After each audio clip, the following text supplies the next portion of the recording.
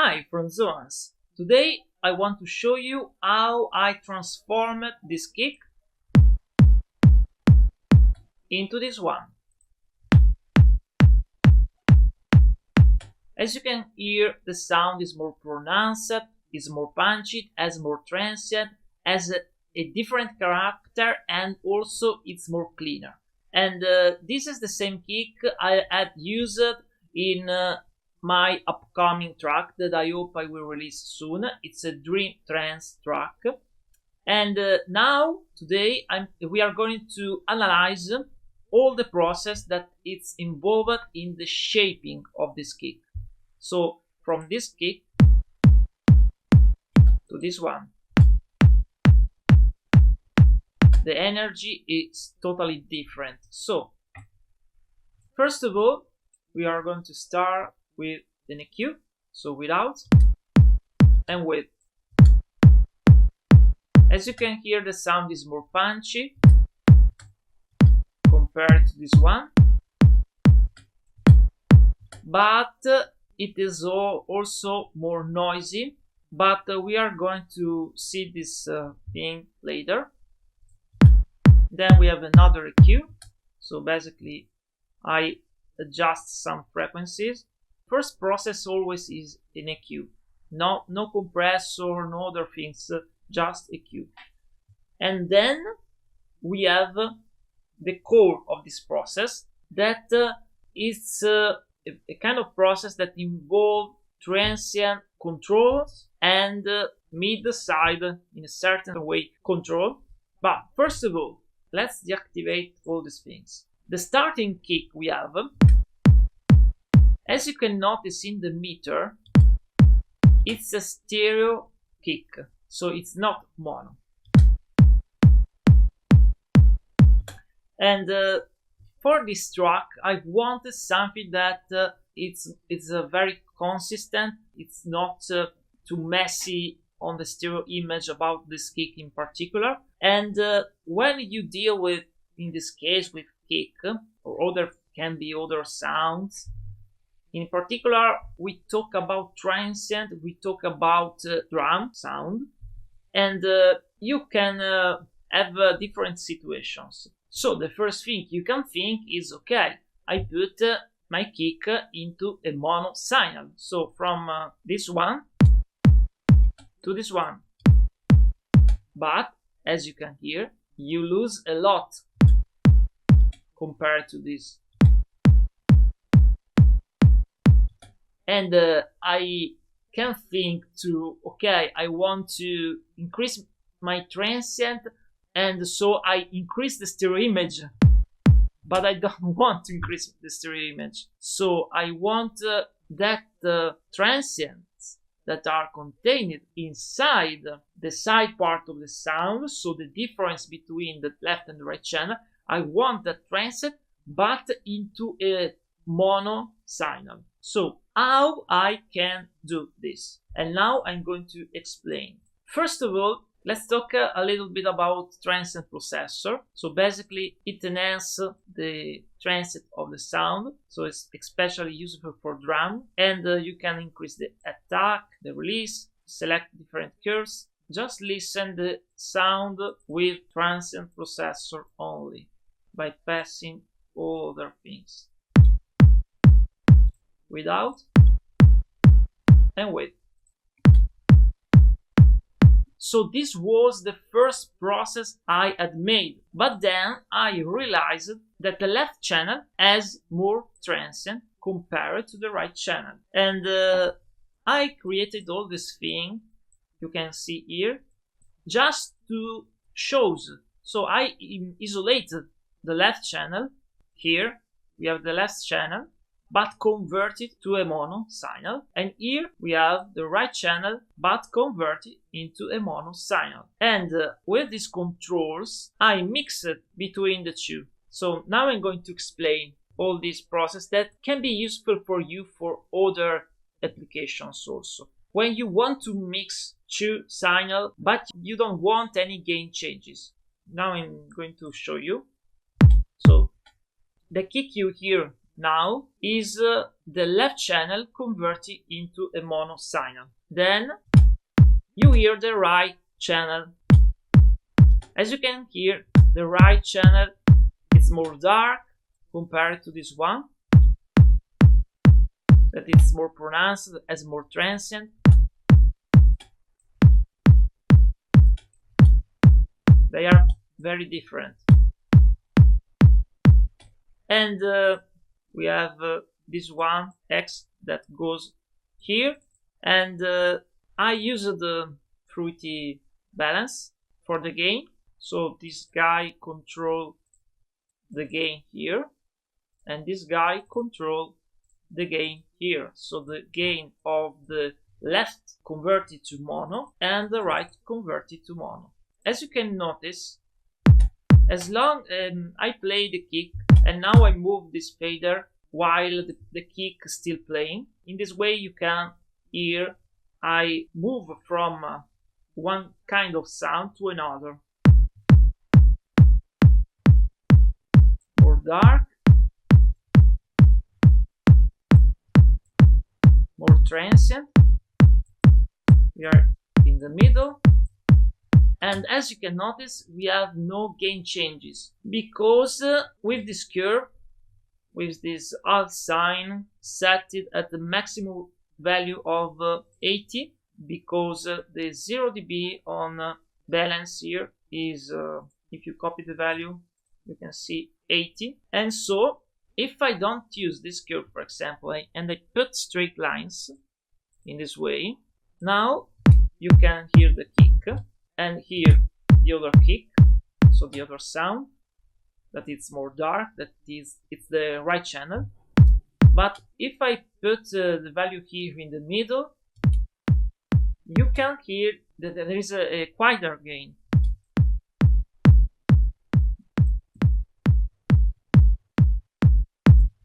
More louder, more quieter, more louder. So it's a mess. So you want the same gain. And this is how you can obtain the same gain. In this case, in this particular case, I had decided to use only the left channel, convert it to mono. So after I make this decision, all these controls are useless. But I want you to just to explain a little bit, and you can use this kind of things when you want mix two things, two sources, and you don't want any gain changing. Now let's move forward.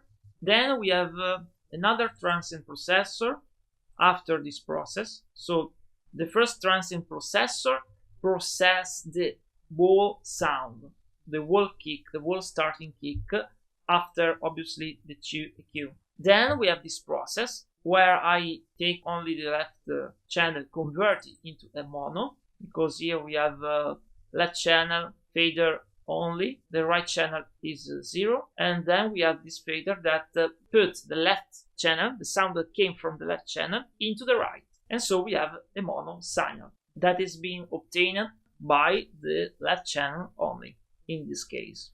And then we have the other side of the process that basically take the side. So if you click here, you have different presets, and you select side that is different from a side, because a side is made for example, you want to process the signal in a mid-side processing in a typical way. So in order that when you recombine the mid and the side together, you obtain the left and the right channel with the stereo image. We have the left and the right channel, and then we have the right that goes into the left but phase inverted, and the same happens here.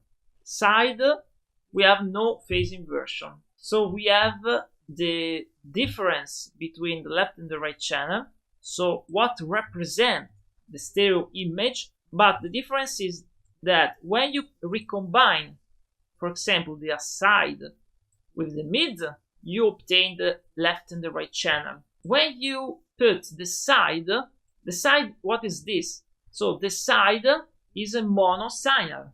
It's not stereo. The aside is in a certain way stereo as the left and the right channel, but the right channel has the phase inverted. And in this way, when you recombine the side with the mid, you obtain a stereo sound. But if you use the side preset, that the side has the left and the right channel at the same phase, so basically you can have here the mid or a mono signal, for example, and you put another mono signal together. And this is what I have done. So now listen this side, because as you remember, I don't want a stereo effect. I want a kick that is mostly mono. And the most important thing, I want that transient into a mono signal and not on the side. Okay, this is very important. Then we have so our side that it's mono. It's not a side, it's side. Then if you check the manual of FL Studio, you can read all the explanation of all these presets here. So first of all, I was thinking to enhance this sound. But now it's mono.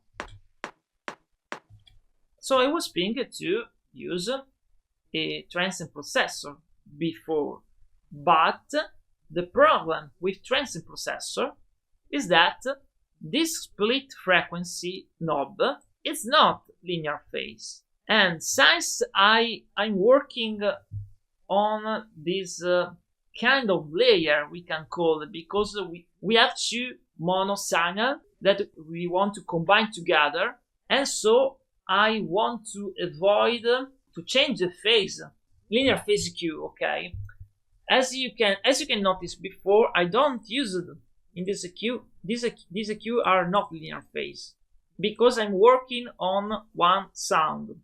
But when you deal with a layer, so for example, in particular with drum, for example, you want to make a kick, and you make that kick by combining two kicks. Maybe kick one give more transient, and kick two give more punch, more bass sound, and you want to combine together, and maybe the first kick is equalized in a certain way, the second is equalized in another way, and since you don't want any phase cancellation and that make weird sound, you want to preserve the phase when you equalize, and so in that case you use a linear phase EQ. Now we are dealing with the same situation, because this is a layer, part 1, part 2.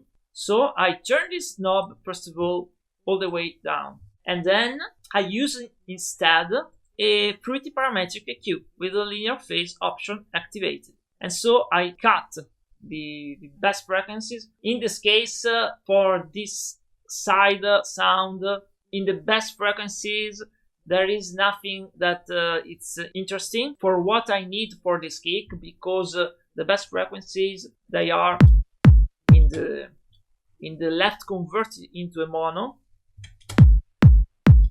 Then I send the out here into here, where I have a first transient processor, another transient processor, and then we have another EQ just to adjust, to boost some frequencies. Also remember that when you boost frequencies on EQ, also you deal with transients. And in this case, I don't use a linear phase EQ. I test it, and I prefer to the classic EQ. So always use your ears. Sometimes, in general, for example, when you put a kick A and kick B, sometimes you can, in general, it's better to use a linear phase EQ, but in certain situations, it's better that maybe a kick A change a little bit the phase in certain frequencies, and you obtain maybe a better final kick. So always use your ears. Then here we go. Now I reset all the gains, and here we have our. Now I boost the side. That is not a side, remember. So we have no stereo sound, but it's mono. We have taken that color, that transient that are contained in the stereo image, put into the mono signal. Without, as you can hear, the sound is more dry, but maybe too dry for me. There is something that is missing. And now you can also increase. Now it's too wet, too noisy. And for me, that's okay. Just a little bit of less dry.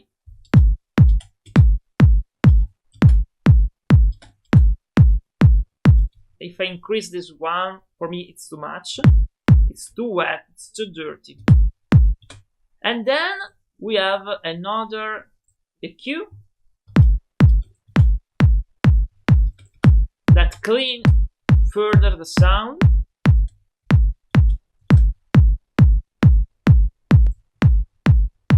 And then we have this cabinet that basically it's a Fruity Convolver, and I put cabinet model B here. You have a different cabinet, or you can choose other. And this cabinet give, you can listen. Now I over increase this wet knob and give to a kick that kind of sound, that kind of ticky sound, without and with. It's subtle change. Now I overdo it in order you can hear better. And then we have an EQ of this Fruity Convolver. Then we have another EQ.